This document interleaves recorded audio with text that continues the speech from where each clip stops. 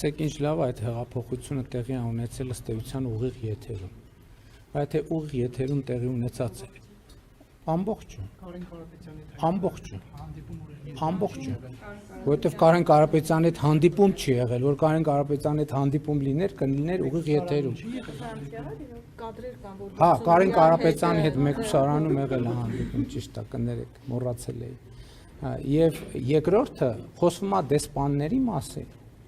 դեսպանների մասին, ես հատուկ այդ թեմայով դեսպանների հետ հանդիպում եմ արել եւ չէ, հեղափոխության ժամանակ իրանք հանդիպում են ուզել ինձանից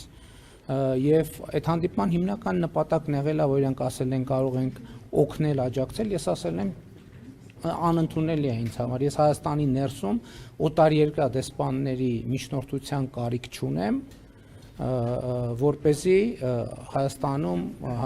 մեր քաղաքական օրակարգը առաջ մղել։ Այսինքն ցանկացած տես թեմա, որ ինչ որ մի դեսպանի միջոցով ինչ որ մի առաջարկ արվել կամ հետ առաջարկ ստացվի, դա ի սկզբանե սուտ է։ Իսկ Կարեն Կարապետյանի հետ հանդիպումը լավ հիշեցրիք, ինձ իսկապես մոռացել եմ։ Մի րոպե,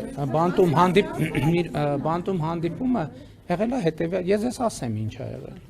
Հիմա շատ լավ առիթ է պատմեմ ինչ ա եղել այդ հանդիպման ժամանակ։ Կարեն Կարապետյանը եկել է եւ ինքը խոսել է Սերժ Սարգսյանի անունից։ Սերժ Սարգսյանի անունից խոսել է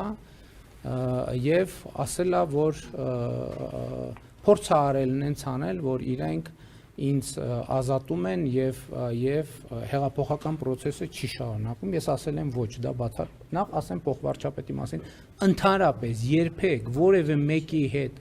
ընդհանրապես տենց ակնարկ եւ խոսակցություն ընդհանրապես որևէ մեկի հետ չի եղել։ Որևէ մեկի հետ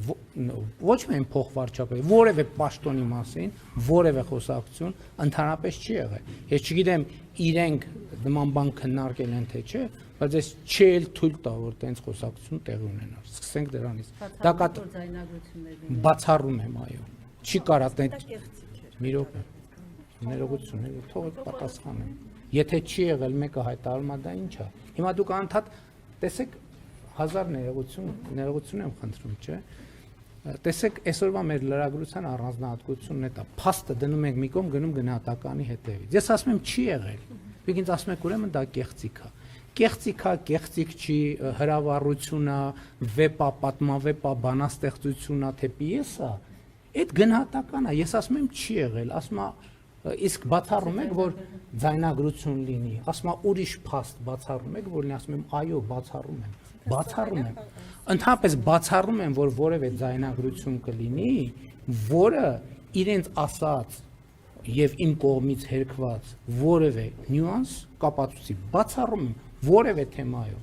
Այսինքն հիմա ես ձեզ հետ շփվում եմ, մի նեղվեք, ինձ հարցրեք, ինչ որ եղել է, կասեմ եղել է, ինչ որ չի եղել, կասեմ չի եղել։ Հիմա պատմեմ, թե ինչ է եղել Կարեն Կարապետյանի եւ իմ խոսակցությունը։ Խոսակցությունը եղել է հետեւյալի մասին, որ Կարեն Կարապետյանը ըստ էության ակնարկել է,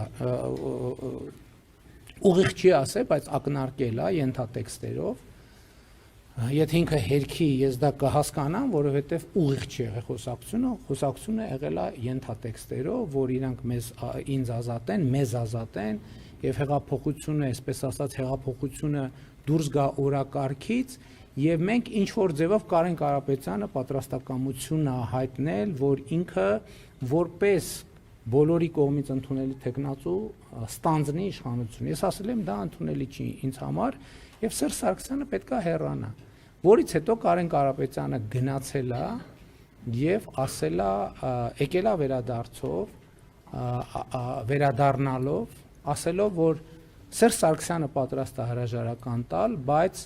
առաջարկում է, որ դա տեղի ունենա ֆրանկոֆոնիայի գագաթաժողովից հետո։ Ինքը ֆրանկոֆոնիայի գագաթաժողովը ընդունի, որից հետո հրաժարական տա։ Ես ասել եմ դա անընդունելի է, ես չեմ ընդունի այդ տարբերակը,